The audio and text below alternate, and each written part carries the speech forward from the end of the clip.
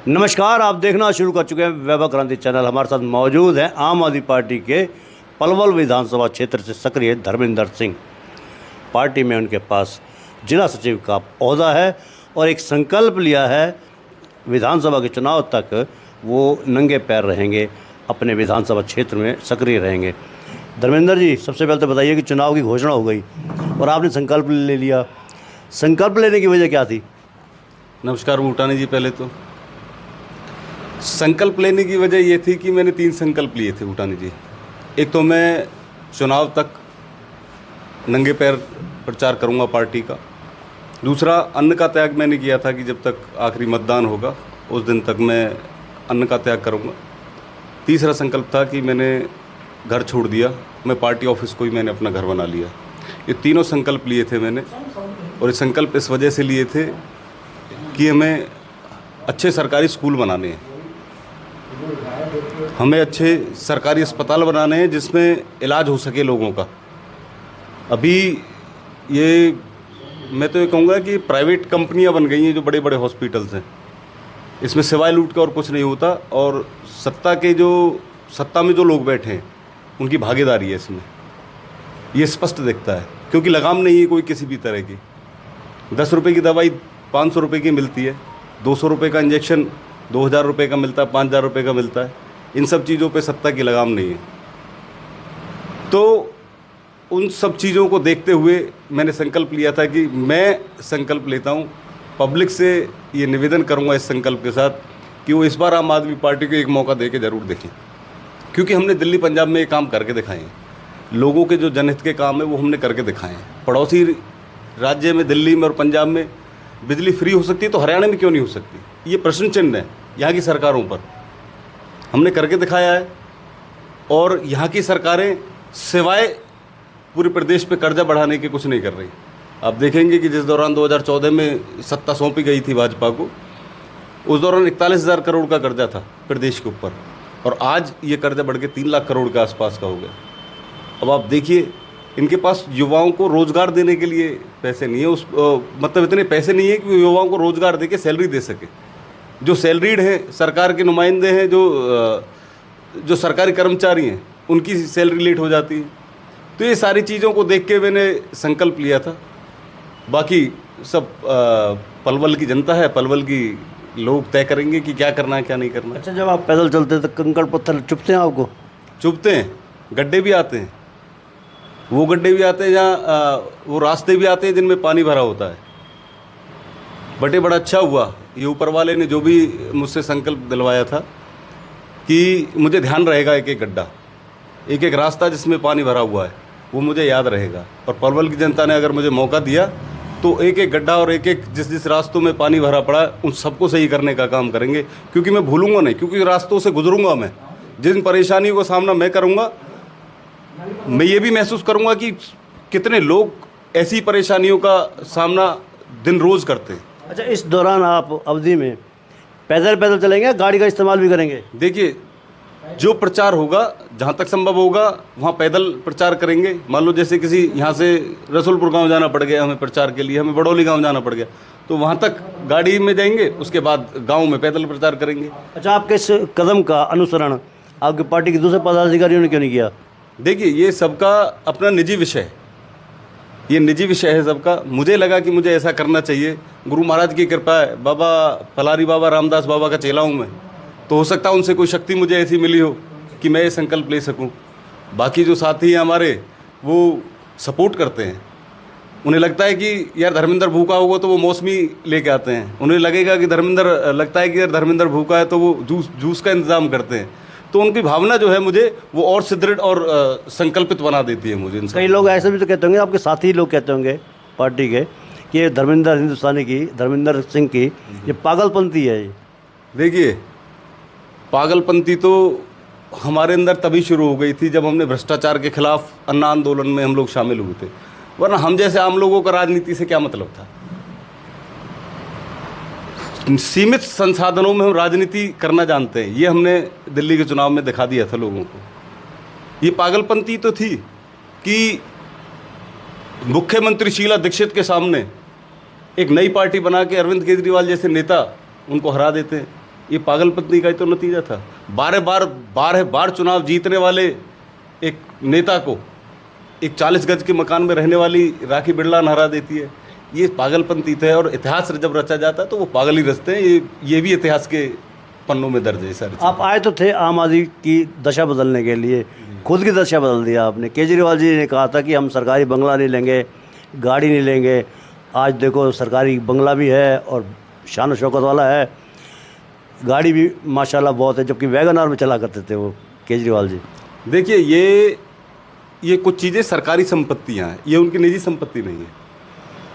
Protocol के हिसाब से, एक मुख्यमंत्री के प्रोटोकॉल के हिसाब से, उनकी सुरक्षा की दृष्टि से ये सारी चीज़ें हो जाती हैं, क्योंकि पता नहीं कौन किस मूड में बैठा है, कौन भक्त किस मूड में बैठा है, इस बात का पता है क्या? डेली मैं देखता हूँ कि अभी व्हाट्सएप पे इतना कंजस्टेड मामला कर रखा है। भक्तों को व्हाट्सएप पे ऐसे ऐसे मैसेज डाले जाते हैं, फला खतरे में है, फला खतरे में है, तुम्हें देश बचाना। अरे भाई, देश अच्छे स्कूल और अच्छे अस्पताल से बचेगा तब देश के लोग बचेंगे। कहाँ कि युवाओं को रोजगार दो, आप महिलाओं को सुरक्षा दो, तब देश बचेगा। ये इस तरह के बरगलाने से लोगों को, और वो भक्त मैसेज नीचे लिखा आता है उस मैसेज में व्हाट्सएप पे, इस मैसेज को 100 लोगों को फॉरवर्ड करें। किस तरह का देश बनाना चाहते हैं ये लोग, हमारी तो यही समझ में नहीं आ रहा। एक शायर ने एक बात कही थी कि क्या बनाना था क्या बना बैठे, कहीं मंदिर तो कहीं मस्जिद बना बैठे। अरे हमसे तो अच्छे वो परिंदे हैं जो कभी मस्जिद पे जा बैठे और कभी मंदिर पे जा बैठे।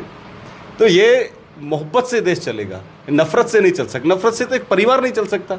आपसी जो दोस्त हैं, जो दोस्तों के बीच में अगर नफ़रत पैदा होगी तो वो दोस्ती नहीं चल सकती। पति पत्नी का रिश्ता नहीं चल सकता, आपका मेरा रिश्ता नहीं चल सकता। हम लोग जब आते हैं, एक विश्वास है हम दोनों के बीच में, हमारा सभी लोगों पे विश्वास, ये विश्वास को कायम रखना पड़ेगा। अदरवाइज ऐसे नफ़रत फैला के देश नहीं चला सकते ये लोग। आपने कहा था कि सरकार ने, आपके आम आदमी पार्टी ने, हम करप्शन फ्री प्रशासन देंगे। खुद करप्शन में डूब गए नेता, केजरीवाल हो, चाहे सिसोदिया हो, चाहे संजय सिंह हो, या दूसरे नेता हों। देखिए, ये तो सत्ता की तानाशाही है, और इतनी सारी एजेंसियां होने के बाद और इतना समय निकल जाने के बाद भी ये लोग ये आरोप नहीं तय कर पाए। सिर्फ ज़बरदस्ती उस PMLA कानून के तहत इन्होंने हमारे नेताओं को अंदर डाला हुआ है। अभी देखिए, मनीष जी बाहर आ गए, उससे पहले संजय सिंह जी बाहर आए थे, जमानत पर आए हैं, आरोपी तो हैं। अब मैं तो सिर्फ यही तो आपको बताना चाह रहा हूँ, ED इनके पास, CBI इनके पास, सारी एजेंसियां इनके पास हैं। ये 2 साल में 3 साल में ये साबित नहीं कर पाए कि इन पे आरोप क्या है। पहले तो आरोप ही तय नहीं कर पाते, सिर्फ आरोप लगा रखा है, तय नहीं कर पाए किसी भी तरह का। ये सिर्फ तानाशाही है। मोदी जी को ना सिर्फ आम आदमी पार्टी से खतरा है, मोदी जी को कांग्रेस से खतरा नहीं है। उनको पता है कि अगर उनकी जड़ों को कोई हिला सकता है, भाजपा की जड़ों को, तो उसका नाम अरविंद केजरीवाल है। कहाँ हिला पाए आप? अब देखिए ना, दूसरी बात, 2014 में भी आप चुनाव लड़े थे, 2019 में भी चुनाव लड़े थे लोकसभा का, 2024 में चुनाव लड़े हैं। सातों के साथ जहाँ आपकी सरकार है, दिल्ली की सीटें सातों के सातों बीजेपी के पास हैं। देखिए, अगर उनको डर नहीं होता तो पहली बार ऐसा हुआ है इतिहास में कि क्यों मुख्यमंत्री जेल में है। अगर उनको डर नहीं होता तो वो जेल में नहीं डालते। अगर उनको डर नहीं होता तो वो जेल में नहीं डालते। क्यों? प्रचार के दौरान जब मांगा गया था समय, हमने कोर्ट से समय मांगा था, माननीय कोर्ट ने हमें समय दिया था, वो लिमिटेड समय मिल पाया था हमें। और डर दिखता नहीं है क्या? लोगों को भी पता है कि अगर मोदी के दिमाग में अगर कभी भी कुछ भी चलता है तो सिर्फ और सिर्फ श्री अरविंद केजरीवाल है, और उनके दिमाग में कुछ भी नहीं है। किस तरह से आम आदमी पार्टी को क्रश करना है, वो सारी चीज़ें इसी तरीके से लगाते हैं। अब देखिए, MCD का चुनाव नहीं होना था, गुजरात का और MCD का चुनाव एक साथ आसपास करा दिया उन्होंने। ये डर ही तो था, ये डर ही तो था। चुनाव के दौरान केजरीवाल जी को जेल में रखा गया, चुनाव से पहले डाल दिया गया, ये डर ही तो था। और किस तरह का डर दिखाएंगे? आपकी खुद की तैयारी क्या है आम आदमी पार्टी में? आपके टिकट की क्या तैयारी है? टिकट मिलेगा नहीं मिलेगा? दावेदार और भी होंगे आपके पलवल से। किन मुद्दों के साथ आप रूबरू हो रहे हैं लोगों से बीच में, और लोगों का क्या समर्थन मिल रहा है आपको? देखिए, अरविंद केजरीवाल जी ने हमें लोगों को 5 गारंटियाँ देने को कहा है। पहली गारंटी, मुफ्त और 24 घंटे बिजली। दूसरी गारंटी, फ्री एजुकेशन की, सरकारी स्कूलों में फ्री एजुकेशन कराएंगे जैसे दिल्ली और पंजाब की तर्ज पे। तीसरा, मुफ्त इलाज, सरकारी और बेहतर इलाज करके देंगे। युवाओं को रोज़गार दिलाएंगे। और महिलाओं को 18 साल से ऊपर की महिलाओं को 1,000 रुपये प्रति माह के हिसाब से। ये 5 गारंटी है लोगों के पास हम लेके जाते हैं जब, तो उनको भरोसा होता है। उनको अरविंद केजरीवाल की गारंटी पे भरोसा है। ये गारंटी शब्द भी मोदी जी ने हमारा ही चुराया हुआ था। 2020 के इलेक्शन में हमने गारंटी शब्द यूज़ किया था अपनी विधानसभा में दिल्ली के अंदर, ये भी चुरा लिया। तो ये चोरी करते हैं, हमें फॉलो करते हैं। चोरी कह लो या फॉलो कर लो, ये हमें फॉलो करते हैं कि ये लोग कुछ डिफरेंट तरीके से लोगों के पास जाते हैं और इन लोगों के काम करने का तरीका भी बहुत बेहतर है। ये जनहित के काम करते हैं। अब आप देखिए गुजरात के अंदर जब इलेक्शन थे तो मोदी जी को एक नकली स्कूल में बैठना पड़ा था। ये तो सारी मीडिया ने, पूरे देश ने देखा था। इतने लंबे कार्यकाल में वो एक स्कूल नहीं बनवा पाए, उन्हें नकली स्कूल बनाना पड़ा। आप चल के देखिए, मोदी जी दिल्ली में ही तो रहते हैं। अरविंद केजरीवाल से कहेंगे हम कि मोदी जी को इनवाइट करें और उनको वो स्कूल दिखाएं जहाँ स्विमिंग पूल है, उनको वो स्कूल दिखाएं जहाँ रेसिंग ट्रैक हैं बच्चों के लिए। तो ये इन सब कामों को वो कर नहीं सकते, इस वजह से उनको जेल में डाल रखा। वो काम नहीं कर सकते, ये डर उनके मन में है। तो ये थे हमारे बीच में आम आदमी पार्टी के पलवल के जिला सचिव और पलवल विधानसभा क्षेत्र में सक्रिय धर्मेंद्र सिंह आम आदमी पार्टी की तरफ से 5 गारंटी लेकर चल रहे हैं इस चुनाव में। उनका ये दावा है कि जनता उनकी आवाज़ को सुनेगी और खुद की अपनी सरकार बनाने में सफल रहेगी। बहरहाल आप हमारे चैनल को लाइक करें, फॉलो करें, कमेंट बॉक्स में एक प्रतिक्रिया दें, इस लिंक को ज़्यादा से ज़्यादा शेयर भी करते। धन्यवाद। जय हिंद, जय भारत।